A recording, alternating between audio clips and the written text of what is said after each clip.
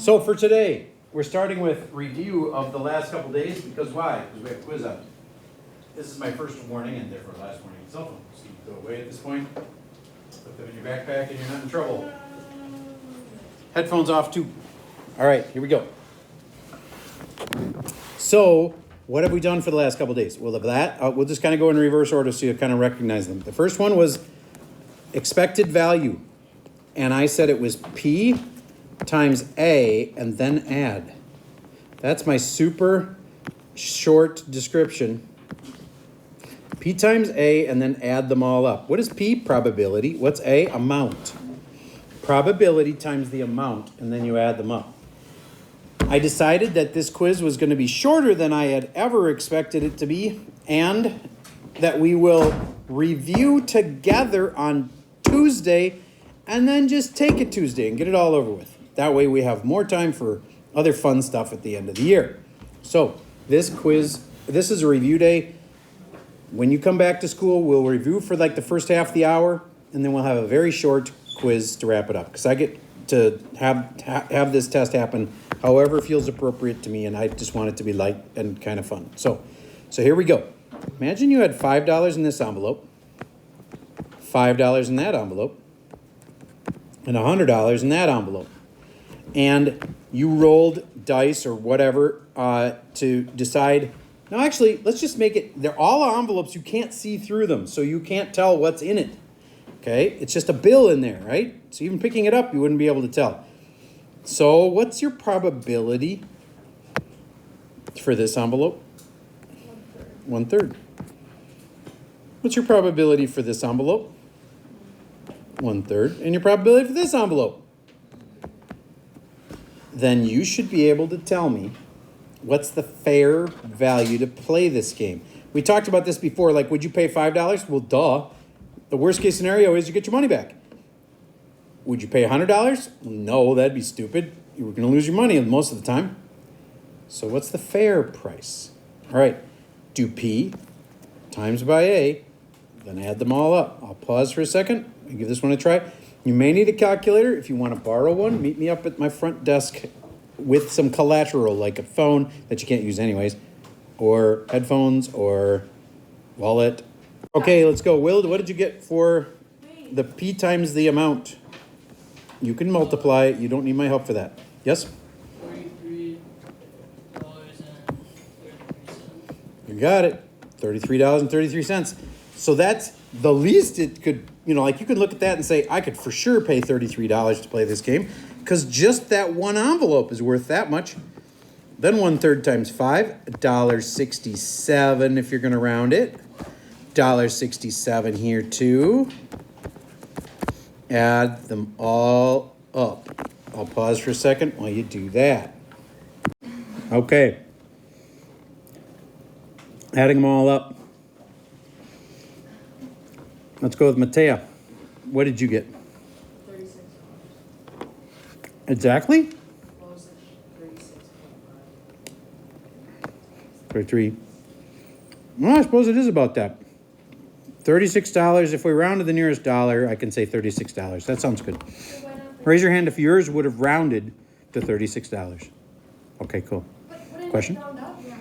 Or no, because of money. Was it 36 point what? 5. Oh, it was 36.50? That's what I got. Did you get 36.50? Yes. Ah, we should have rounded to 37 then. Okay, good point. If it was 36.50, we should round to 37. To the nearest dollar, 37. All right, so do you get that a casino is not looking for the fair price? They would charge you 40.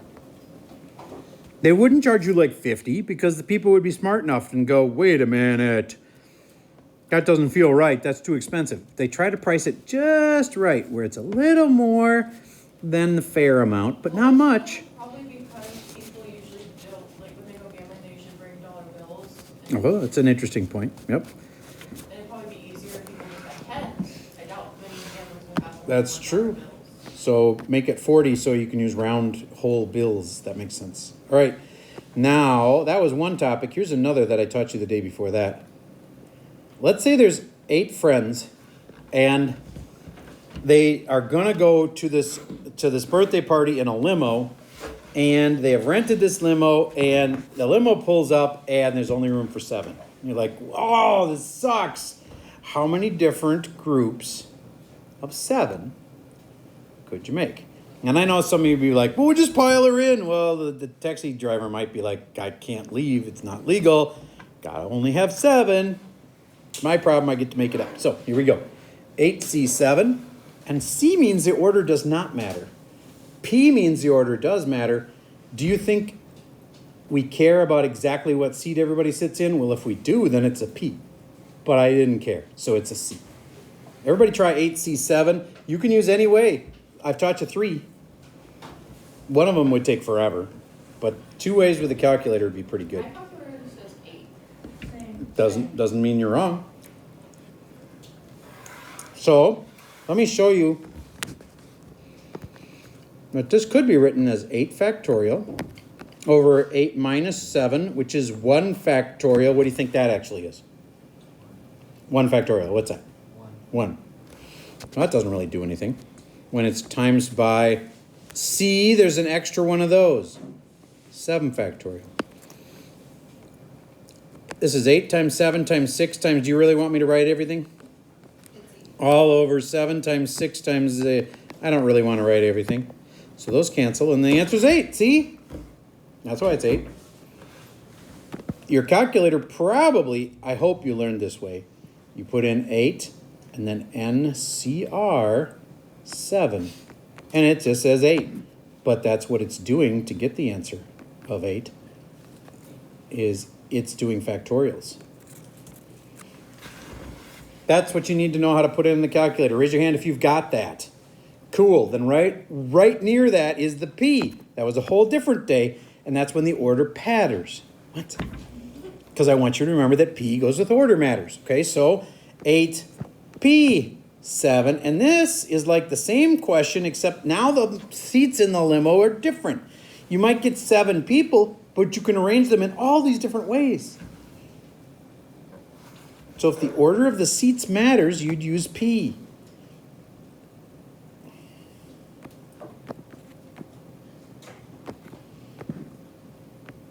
Again, for those at home, this is under the math menu of the TI-84 calculator. If you're in my higher algebra class, you can find that in the folder called the welcome folder. And then inside that, there's a yellow folder that says something about calculator. And you hit go a few times, and all of a sudden there's a little icon of a calculator, and there it is. Your little practice, it's like an emulator of the TI-84. All right, so that on a calculator is a very big number. 40,320. 40 what? 320. 320. Nice. Oh, that's not dollars. That's ways. Think about that for a minute. There's 40,000 ways your friends could sit in that limo. 7 out of the 8 friends. First, there's picking the 7 out of the 8. And then there's each little group of 7 get rearranged in a bajillion different ways. That's why it's so big. Or you just get caught. Yes, and that's just one way. All right, so that covers most of what we've learned so far. So let me give you a practice test question and see if you can figure out, is it a P or is it a C or is it an expected value question? And then try to put it in the calculator and get the answer, okay? So here's the question. You are part of the total of 6 people that are at your house over the weekend, and you decide to race around the outside of your house because you have this bet going of who's faster than who, and you're like, let's just race it out. Okay? So you decide that first and second place is all that matters. You're not going to count every place, just first and second place. How many different combos could there be for first and second place? So what did you do, a P or a C? P. Okay, and what P what? 6P2. All right. Don't say the answer yet, please. Let people finish. But yes, that's what we should be doing. Let's go with Zoe. What did you get for 6P2? Anybody else verify 30? Yep. A lot of people? Did you get 30? Okay, good. All right, good. Then there's 30 different ways that your friends could have finished. Now, let me change it to a probability question.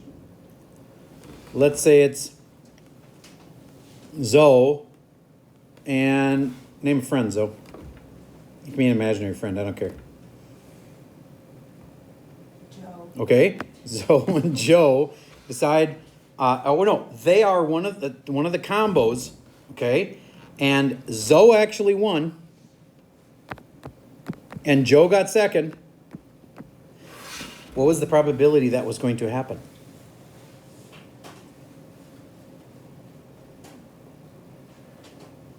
Well, there's 30 things that could have happened, and that one thing did happen. It's 1 out of 30. It's just one of the 30 things that could have happened. Do you get what I mean by that? 1 out of 30? Yep, because there was 30 different pairs that could have won. And the order mattered because first place and second place are different than each other. So, 1 out of 30. Okay, next question. You have 10 pairs of pants and 10 shirts. How many different outfits? Don't say it out loud, please. How many different outfits could you wear? Different combinations.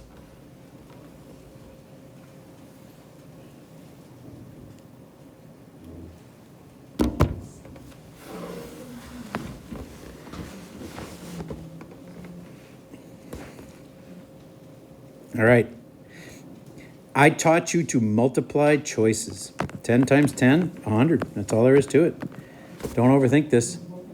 How many choices did you have for your shirts? 10. How many choices did you have for your pants? 10. Multiply choices. All right. Next up. 5 friends are going to line up. If they line up in alphabetical order, there would only be one way to do it. But they're going to line up this way. Ellie's going to be here. And Cece's going to be here. And there's let's say that there's 6 other people who could be in this picture. 6 other people. Then how many different ways could the picture happen?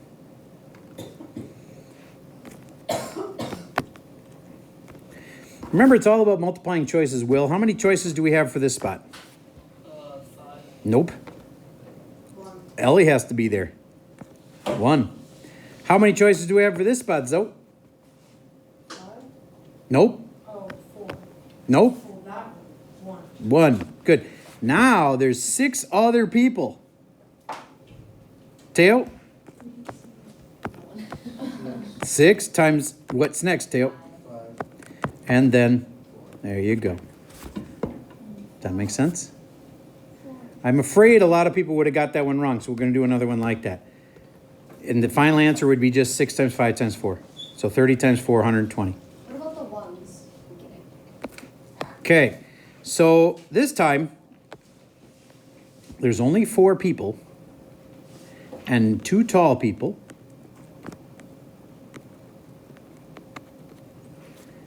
And 2 not tall people. They're just 2 medium-sized people.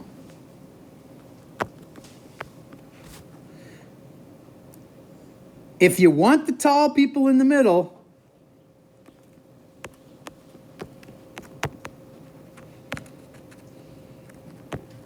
then how many different ways?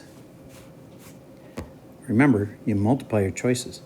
You got to ask yourself, how many choices do I have for this key spot here? How many choices do I have for that spot? Isa, how many choices do you have for this spot? 2. How many for this spot? Some people would be like, but there's still 2 choices. No, you already picked a person. They're already standing there. Then there's only 1 person left, so you did it right. 2 and then 1. And Matea, the other 2 spots. Also 2 choices and also 1 choice. Final answer, 2 times 2 is only 4 different ways you could arrange that picture. I thought it was 6. Nope. She's joking. Okay, are we ready to go? Very soon. We're almost done. But you forgot to multiply the ones. Yeah, but 1 times 1 is still 1. Total of 4. All right, so your homework is absolutely nothing. You can just enjoy the weekend. Then I'm going to stop the video at this point. We'll do a lot more review on Tuesday. We're not going anywhere yet.